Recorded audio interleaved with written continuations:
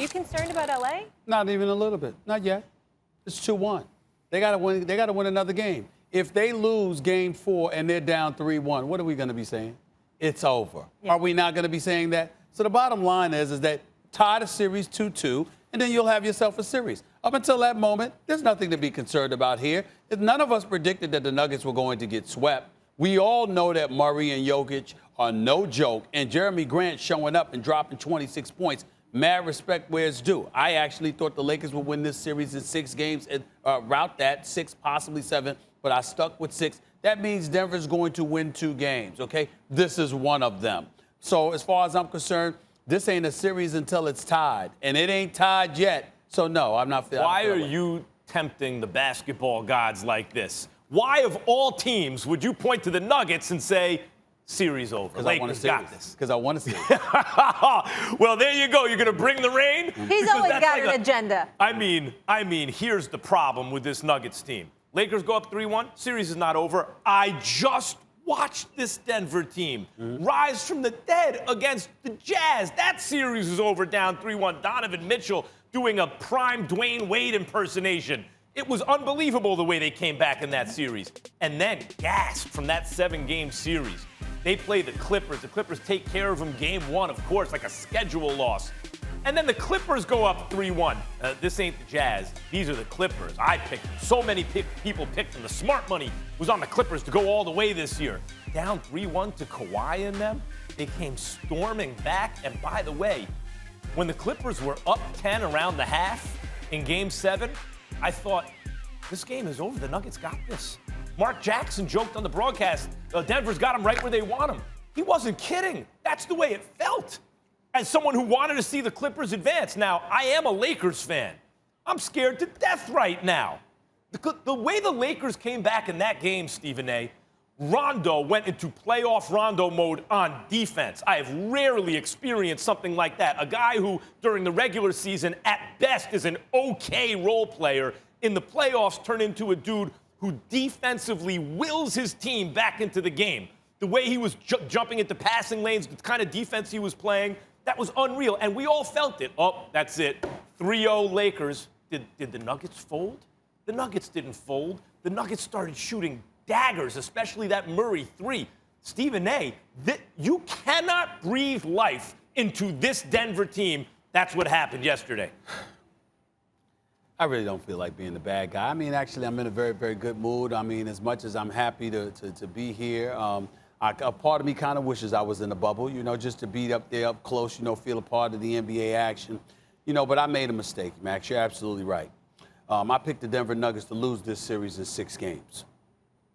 I'm now picking them to lose in 5. I'm changing it to 5 games. Say hello to the bad guys. Here's the reason why. First of all, Murray is a star. Yeah. Jokic is obviously a star. I understand what Max is saying about don't wake up anybody. And Jeremy Grant showed up, dropped 26 points. I mean, special night, no question about it, but still an aberration. Rondo, playoff Rondo, we know who he is. We know who LeBron is with his triple-double last night. We know who Anthony Davis is. I predicted the Lakers are going to win and go up 3-1. Once they're up 3-1, everybody's hearing the chatter what Max is talking about. Don't mess with them. Don't let sleeping dogs lie, blah, blah, blah. Well, you came back 3-1 against Utah. You came back 3-1 against the Clippers. So guess who's not going to be asleep if the Lakers go up 3-1? It won't be LeBron and AD because they saw what happened to the Clippers and the Utah Jazz. And as a result, letting the Denver Nuggets come to, be 3-1, be down 3-1, and then win a Game 5 and pull within 3-2 and threatening and reminding the basketball world of what they did the 2 previous series, the Lakers ain't going to have that. If you are the Denver Nuggets, what happened when the Lakers went on their 19-2 run last night? You know what happened? The Lakers switched to a zone defense and forced turnovers. For some reason, these professional basketball players forgot how to play against the zone. I don't have any explanation for it. I don't have it because high school and college, you're going against the zone, but somehow, some way, in the pros, I guess because you're playing against man defenses all regular season long, that you forgot how to go to perform against the zone. Bothered the Celtics, that's what they did. Everybody. Remember, game 2, Lakers committed 24 turnovers. Yeah. Remember that. They got sloppy. They were sloppy the first 3 quarters last night, and then they came alive. They came alive because they forced defense. They came alive because they went to a zone. All I'm trying to say is this. If the Lakers go up 3-1, they ain't going to slip.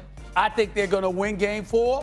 And then obviously being up 3-1, I don't believe they're going to let the Jazz and the Clippers, they're going to emulate that kind of history. Here's the problem. The way I'm going with Lakers in 5. The way I phrased it, you're piggybacking that. Don't let them. It reminds me of the fight game sometimes. Don't let him get on the inside. Well, he's working his way on the inside. What do you mean don't let him? The other dude's in there too. He got a plan too. The Lakers didn't let the Nuggets do anything. The Nuggets took that, and a lesser mentally strong team, a lesser emotionally strong team would have collapsed with that Lakers onslaught. The Lakers clamped on as I said, Rondo in particular, but LeBron too. Stephen A., the Nuggets came right back and went on a 10-1 run toward the end of that game. Right, toward the end of that game. Well, I mean, Murray hit 2 threes, and he found Millsap under the basket. That's Murray being Murray, no question. He deserves credit for it. But that's the thing. But what I say about Jamal Murray, when this dude gets hot, there's no stuff. It's not like, don't let him heat check and then it turns out that he's hot because it's over. This dude doesn't miss. And Jokic is a load to begin with. Let me tell you.